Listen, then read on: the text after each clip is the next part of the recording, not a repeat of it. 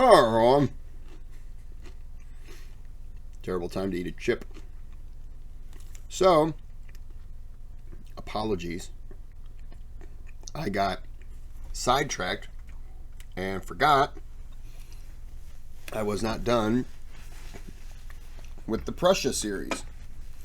I have 2 more videos to do. It's chilly, so I got a blankie and I've got my snacks, so I will be eating per usual. I got everything in my way. Sorry. Gotta get some. Okay. This is obviously the Battle of. Yep. And this is, I don't remember. There's like 2 episodes left, so I'm just going to go ahead and do them now, and I'm going to release them tomorrow, which will be Tuesday. So, well, I'll release one of them. And sorry for the talking, video. It is the early morning, October 15, 1758. Frederick the Great, King of Prussia, is asleep in his headquarters at Rodewitz. Nearby, sounds of gunfire, cannons and screams pollute the quiet morning. His generals storm in, attempting to get him out of bed. A major Austrian offensive has begun, and the Prussian army, deployed in a long, thin line, is at risk of being overrun. Frederick responds in a disgruntled manner. Surely these are just some skirmishes. Panicked, the generals leave the room to organize defense themselves. The Battle of Hochkirch had just begun. His apathy and underestimation of the enemy would become one of Frederick's most costly mistakes. Lords and ladies stood at the forefront of history written. These titles certainly speak to the imagination. Historically, they were reserved for nobility. Well, what if I told you that you could become a lord or lady? Established titles. No offense, don't do it. It's not worth it. You're not a lord or a lady. Sorry. Prussia's 1758 campaign of the 7 Years' War had not exactly been going great. The only one making real progress was his brother-in-law Ferdinand of Brunswick against the French in the west. On the Eastern Front, Frederick abandoned the siege of Olmütz after the disastrous ambush at the Battle of Domstadtel. The subsequent Battle of Zorndorf against the Russians had been exceptionally bloody and savage. As the Prussians were burying the dead in mass graves, Frederick received alarming news from his brother. A few weeks earlier, when retreating from the siege of Olmütz to intercept the Russians, Frederick stationed his brother Prince Henry in Saxony to prevent an Austrian advance. Vermeer's anger at the lack of Austrian support during Zorndorf was the writing on the wall. There weren't Austrians to augment his army because they were concentrated against Saxony. In late August, General Loudon's light troops marched into Lower Lusatia. Field Marshal Daun and the main Austrian army followed via Gorlitz. They marched against Prince Henry's positions, south of Dresden. The prince commanded 20,000 soldiers at best, nowhere near enough to hold out against Daun's 80,000 combined Austrian imperial force. Damn!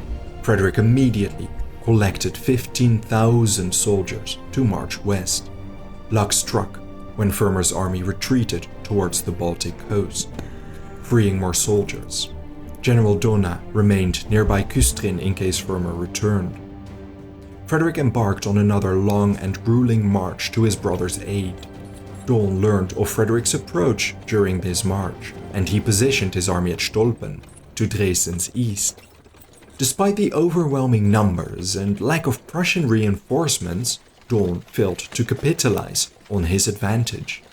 Despite scorching weather and Zorndorf's aftermath, Frederick's army managed to cover 110 miles, around 180 kilometers, in 7 days, an impressive distance causing many casualties among the battered Prussians. Daun occupied the hills around Dresden. Elsewhere, the situation heated up as well. The Swedes finally kicked into action. In late September, General Karl Heinrich von Wedel scored a victory against the Swedes at Tornov and Fehrbellin. For now, the Swedes were kept in check. Frederick's arrival unnerved Daun. He wanted to fight the Prussians in optimal conditions. By early October, Daun marched towards Silesia, Frederick shadowed him. He hoped that if he pushed Daun, the field marshal would fall back towards Zittau. Instead, a game of cat and mouse developed. For days, Daun pulled back his army as Frederick grew frustrated, trying to force a battle. Daun received pressure from Vienna. They criticized his timid, he called it cautious, maneuvering and lack of action. They warned him the French and Russians would withdraw from the alliance if he did not fight. On October 7, Daun set up camp at Kittlitz. Frederick followed suit. He was confident Daun wouldn't attack, not in the least thanks to a spy in the Austrian camp feeding him information. But little did Frederick know this spy was compromised, feeding him exactly what Daun wanted him to know. So it sounds like this is the first time Frederick kept trying to get him to fight. No. Now he relaxes after he's being told, yeah, it's not going to happen, which he was lied to. So finally, when he relaxes, that's when the guy attacks. That's pretty brilliant. Because you've now just relegated yourself to, it's just not going to happen. And he's probably wanting to fight, just get it over with. It's a nice strategy.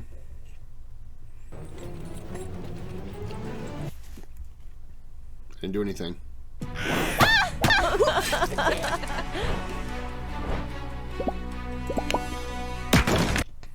Oh, sorry. Didn't mean to pause.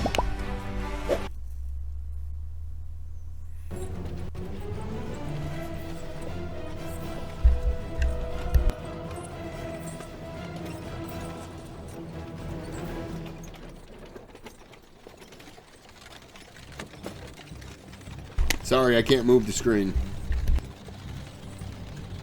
Move my picture on the screen, sorry. On October 10, Frederick arrived in Hochkirch. He spotted Daun's entire army from an elevated position. Daun commanded around 80,000 soldiers, whereas Frederick commanded no more than 36,000. To the north at Reichenbach, Prince Christoph of Baden-Durlach commanded some 16,000 soldiers, facing General Wolf von Retzow's force. Stationed at Weissenberg, he was about 4 miles detached from the main Prussian army. Despite being heavily outnumbered and the terrain not playing in his favor, Frederick decided to wait for supply reinforcements. Daun's reputation as a cautious and slow commander led him to believe he would not dare to attack. He set up his headquarters at Rodewitz. The fact Daun deployed to the village's east, including on strategically essential elevations, unnerved most of his generals, except for Frederick himself. Keith repeatedly warned the king, who chose to ignore these warnings. They were surrounded by slight elevations. The most prominent was the Kupritzerberg, facing the Prussian right flank. The Prussian line was stretched thin, spanning 4 miles in an S shape. Keith commanded the soldiers near Hochkirch, 4 battalions, an artillery battery, and Zieten's cavalry. To the southwest, some light irregulars roamed the forest. General Lacy convinced Daun to exploit his weakness, although Daun spent 3 days reconnoitering before deciding to mount a full attack. It was clear Daun had the strategic high ground, and the Prussians were in the dark entirely. Frederick ordered only the usual pickets allowed to sleep inside, and the cavalry to unsaddle their horses. Keith and Zieten refused these orders. On the night of October 13, the Austrians kept their campfires burning. By morning, the workmen began felling trees, business as usual, in the Austrian camp. Except the main army departed. The long morning march through difficult terrain went surprisingly smooth. By 3:30 a.m., most of the Austrian army reached their intended positions to attack. Daun personally led the main assault through the woods, commanding 30,000 soldiers. Loudon advanced from the southwest with a mixed infantry-cavalry contingent. General O'Donnell circumvented the woods and elevations entirely and approached from the west. The Duke of Arenberg commanded 20,000 infantry approaching from the northeast. By 4 a.m. the Austrians were in position. Loudon was the first to engage in combat, with the Prussian irregulars roaming the woods. Fighting broke out as the Prussian artillery opened fire blindly upon hearing the noise of battle. An artillery duel emerged. This continued until Loudon's grenadiers crept up behind the southernmost artillery battery and quickly neutralized all soldiers. On the Prussian right flank, officers realized their pickets in the woods had been overrun and an attack was imminent. Panic erupted as soldiers scrambled to take their positions and man the artillery. The Austrian infantry was already entering Hochkirch from the south. Then Loudon's cavalry charged into the Prussian lines from the west. Many soldiers were mercilessly slain without even having the chance to put up a fight. A regiment from the center line was the first to respond. They swerved south before attacking Loudon's force. Half-dressed grenadiers decided to form a spirited defense, but they were heavily outnumbered. The entire right flank was overrun, with many soldiers retreating to the north. Prussian officers had trouble getting Frederick out of bed. The king attributed the noise of battle to the usual morning skirmishes with Croatian irregulars. Most of the haphazardly formed defense was coordinated by Zieten, Kris and Seydlitz. Meanwhile, Austrian howitzers opened fire and burned large parts of the village. Finally, Frederick learned the ugly truth of the situation developing when some rounds hit his headquarters. He ordered his army to evacuate, dispatched a courier to goad the 60,000-strong army stationed around 4 miles to the north into action, and sent 3 regiments under Prince Francis of Brunswick towards Hochkirch. Zieten mounted a counterattack against Daun's main army. Though holding them back initially, his hussars would not be able to hold out against the overwhelming force. Within Hochkirch, Kris attempted to lead an assault to recapture the heavy artillery. Instead, he was shot through the chest before a cannonball knocked him off his horse, killing him instantly. Oh my god. To the northeast, Arenberg launched an attack against the Prussian battalions and battery of 30 cannons. These held out brave. I like how he phrased it. He was shot through the chest with a cannonball.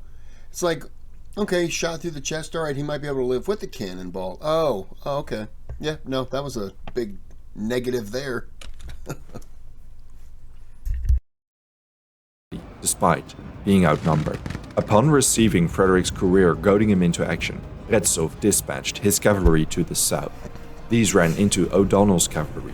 It is unsure if they engaged in combat before O'Donnell retreated to Steindorfer. By now, Retzow had moved to link up with Prince Charles. They intended to secure the line of retreat for the main Prussian army. Throughout the fighting, most Prussians concentrated themselves around Hochkirch's north, desperately defending against the ever-advancing Austrian. By 6 a.m., Prince Francis arrived. With the remaining infantry, they mounted a counterattack. This counterattack was surprisingly successful, and the enemy was pushed from the village.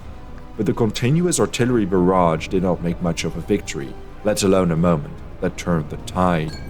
Instead, canister shot killed many infantry and high-ranking officers. Frederick, commanding a fresh infantry force, reached the village shortly after. They mounted another counterattack together with Zieten's cavalry. During the attack, a cannonball killed Prince Francis. An Austrian counterattack from the south with Croat irregulars flanking them from the left and Lacy's cavalry from the right proved the finishing blow. Frederick called the retreat. It was utter chaos among the Prussian lines. Retzow established the new Prussian line to Warwitz's north. Slowly, battered Prussian infantry straggled towards him.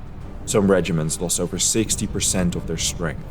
Wow. Around this time, the infantry fighting Arenberg was surrounded.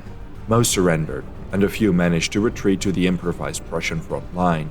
All cannons fell to the Austrians. By 10 a.m., the battle was over. The majority of the Prussian army retreated to the northwest. Nearly 10,000 soldiers were left in Hochkirch fighting an impossible battle. Despite the incredible chaos and carnage, the retreat was orderly, without panic. The Austrians did not launch a pursuit. The assault was catastrophic for the Prussians. The fact the entire army did not retreat in an uncoordinated rout says a lot about the Prussian discipline. One of Hochkirch's streets was known as Blood. Is it getting blurry, or am I just, slowly dying? Everything else is normal.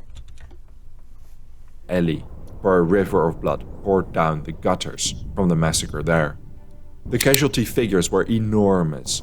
Around a third of the Prussian army, over 9,000 men, were lost. Besides that, they lost supplies and tents, heavy guns and provisions. The army also lost the king's brother-in-law, Francis of Brunswick, General Geist, and Field Marshal James Keith. Prince Moritz of Anhalt-Dessau was severely wounded and would never recover.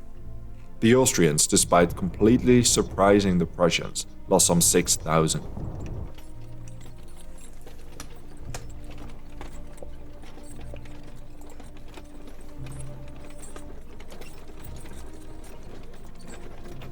Sorry, I can't move that, so.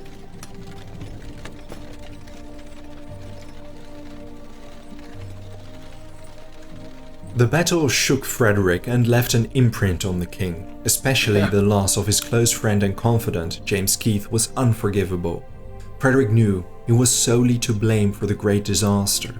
His librarian found him in tears, reciting Racine's poem Mithridate. 2 days after the battle, Frederick learned of the death of his beloved sister Wilhelmina. In contrast, Vienna was a place of festivities upon learning of the victory. The victory at Hochkirch took place on Maria Theresa's name day, therefore Hochkirch was welcome news at the party. But characteristically, the cautious Dawn failed to follow up on the victory. Instead, the Russians retreated to their winter quarters beyond the Vistula River, and he lost the momentum. After a few days of depression, Frederick stepped up his game and began organizing a counteroffensive. News reached him of a Turkish offensive along the Danube, which might actually allow him some breathing room. But all this was unnecessary. No more battles would take place this winter. Some sharp skirmishes occurred, but Frederick's movements were enough to unnerve the Austrians. By November 5th, the Austrians abandoned the siege of Neisse as Frederick approached. By late November, Dawn retreated to his winter quarters in Bohemia. Territorial control in Hochkirch's aftermath remained surprisingly unchanged. Frederick retained control over Saxony and Silesia. Finally, winter came, and the warring parties lay dormant. However, the 1759 campaign would see renewed warfare and battles. Thank you so much for watching this video. This is one of the first times that I really have seen